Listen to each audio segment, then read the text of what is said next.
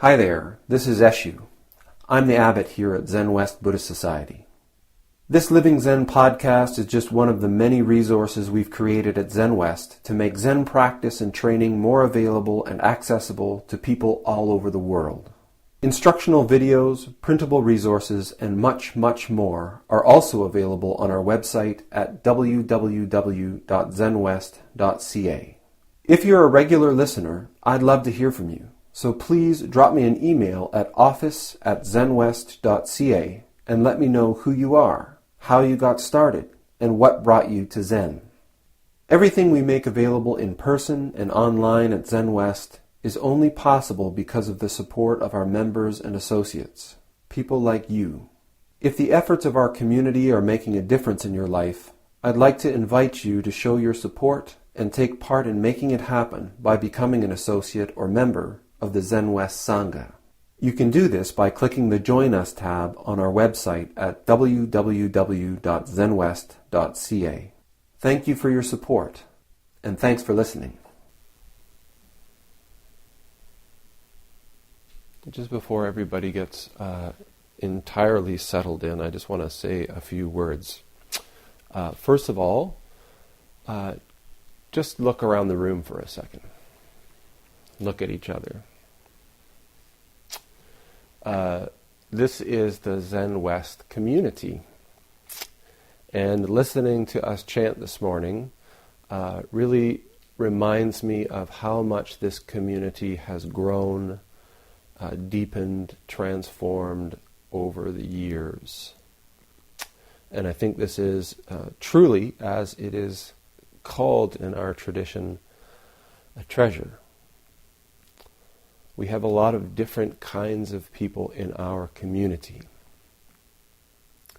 When I was started training, I was in my early 20s, and I was trained by essentially the Green Berets of Zen.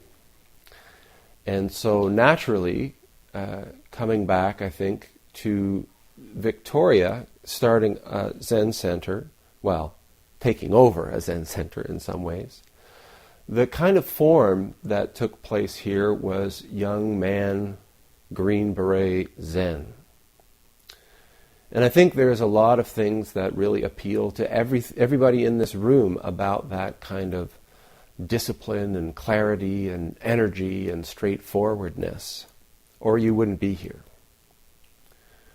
But there's been some real downfalls to that form of practice. One of which is we can't all be young men practicing Zen. And even those of us who can be young men practicing Zen, we can't stay that way. We get to be old men. And one of the things that's been brought to my attention by a few members over the past year is that we have a diverse community that it is my sincere wish will continue to practice together through sickness, old age, and death. In my time here, I have seen babies born in this community. I have married people in this community. I have buried people from this community. And we all have to sort of accept responsibility for practicing together. My responsibility is to make clear how we can continue to do that through difficulty. One of the challenges we face is this great, clear, strong, energetic practice that we have. What happens when something happens to you or takes place in our lives that we suddenly feel like I can't keep that up? We might get injured. We might take on a few years. We might have some kind of illness. Where we practice here in Suk, as soon as we stand up to walk, we hit 7 stairs. We go outside onto the driveway, which all of you know is bumpy and uneven, slippery in the wet, and treacherous when it gets a little bit frosty. We walk at a pretty good clip. We can't expect that all of us for the rest of our lives are going to be able to do that.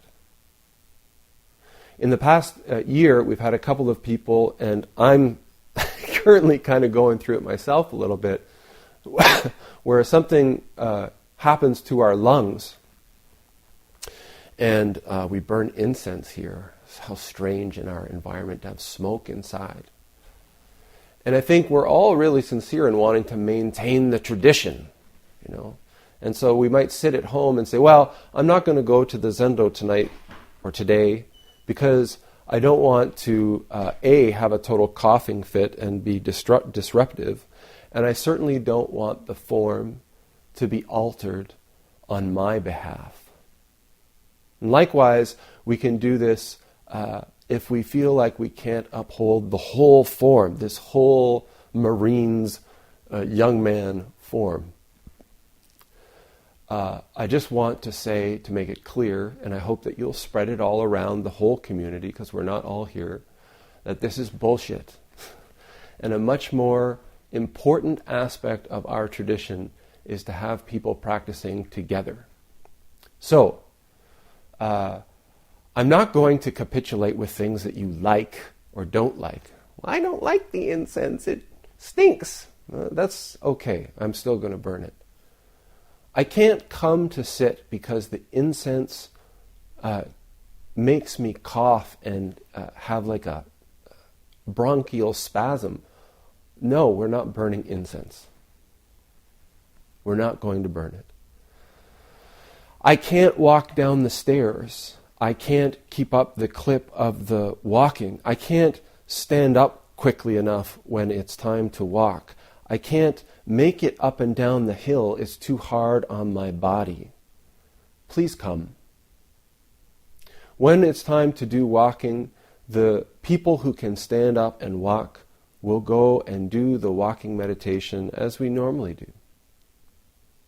If you can't participate in that, you can still participate, and you will be a representative and bodhisattva by offering another way of practicing. Stand in front of your seat.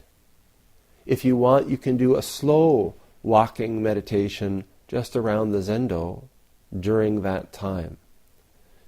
If you find yourself not alone in doing that, join together.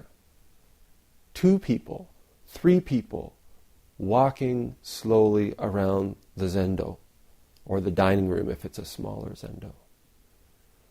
We're all a bunch of grown-ups, and we're becoming a grown-up community. We, I hope, can, if we can not be embarrassed about our humanness, then at least I hope that we can be embarrassed together and support one another together and just continue to practice together. So as we grow up together and as we continue our practice together, if you have a question or you have a concern or you have some aspect of your life that's making you say, oh, I can't go to the Zendo this weekend, or I can't go because of this, that, and the other thing, please speak to me, because that's not right in my mind.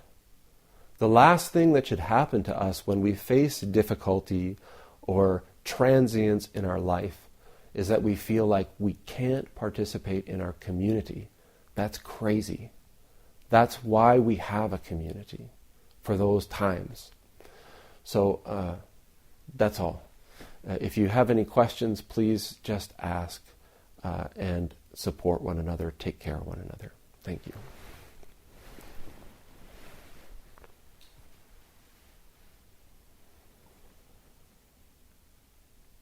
Oh yeah, and if incense causes you to have coughing fits, let the Shika know before a sit that you're coming, and we won't burn it.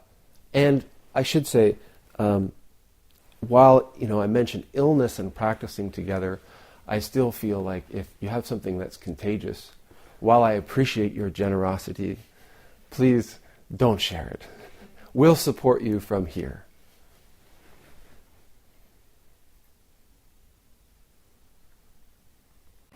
Thanks for listening to the Living Zen podcast. If you follow Living Zen through iTunes, I would very much appreciate it if you would take a moment to let me know what you think about it by rating or reviewing the podcast, so that new listeners can also hear what you have to say. Thank you for your time and for your support.